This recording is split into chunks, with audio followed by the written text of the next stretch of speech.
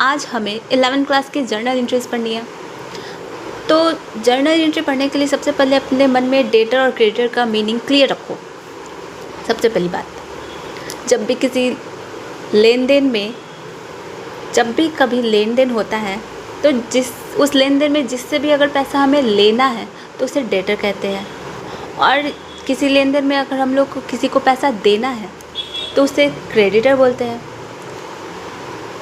अब सवाल उठता है कि हम लोग जर्नल एंट्री करें ही क्यों, जर्नल किया ही क्यों जाता है। तो मेन बात है, कोई भी ट्रांजैक्शन मतलब जब भी कोई लेन देन होता है ना तो उसमें हमेशा दो पार्टीज होता है। कोई अगर पैसा देता है तो कोई पैसा लेता है। कहीं पैसा जा रहा है तो कहीं से पैसा आ रहा है। हर लेन देन में दो पहलू होते ही होते हैं। तो उसी को बोलते हैं डेबिट और क्रेडिट। कहीं से पैसा आना तो कहीं पैसा जाना, किसी से पैसा लेना तो किसी को पैसा देना, किसी चीज़ के बदले में कोई चीज़ हम लोग लिए तो उस चीज़ के बदले में हम लोग कुछ पे किए या फिर कुछ अर्न किए तो उसके बदले में क्या गया। तो इसी को बोलते हैं डेबिट और क्रेडिट। तो वही तो हर लेन देन में हम लोग कैसे पता करेंगे कि किसे हम लोग डेबिट में लिखे और किसे हम लोग क्रेडिट में लिखे। तो उसके लिए हम लोग जर्नल करते हैं। जर्नल के 3 फार्मूलाज हैं जिससे हम लोग ये पता करके निश्चय कर देते हैं किसे हम लोग डेबिट करें और किसे हम लोग क्रेडिट करें। तो हर ट्रांजैक्शंस मतलब हर लेन देन को हम लोग से डेबिट और क्रेडिट खोजने के लिए हर ट्रांजैक्शंस को 3 कैटेगरीज में बांट दिए।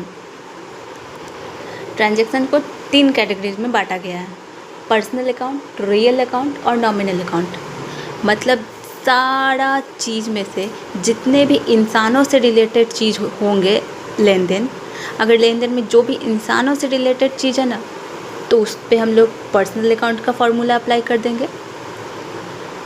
जितने भी एसेट्स जो भी संपत्ति से रिलेटेड कुछ भी होंगे तो उस पर हम लोग रियल अकाउंट का फॉर्मूला अप्लाई कर देंगे, और जितना भी खर्चा या इनकम होगा उस पर हम लोग नॉमिनल अकाउंट का फॉर्मूला अप्लाई करके हम लोग पता कर लेंगे कि उसे डेबिट करें या क्रेडिट करें। जैसे कि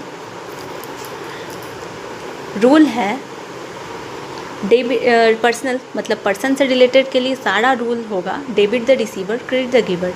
मतलब जो भी अगर कोई इंसान अगर कुछ रिसीव कर रहा है तो उसको डेबिट कर दो, और जो इंसान अगर कुछ दे रहा है बिजनेस को या फिर हमें तो उसे क्रेडिट कर दो।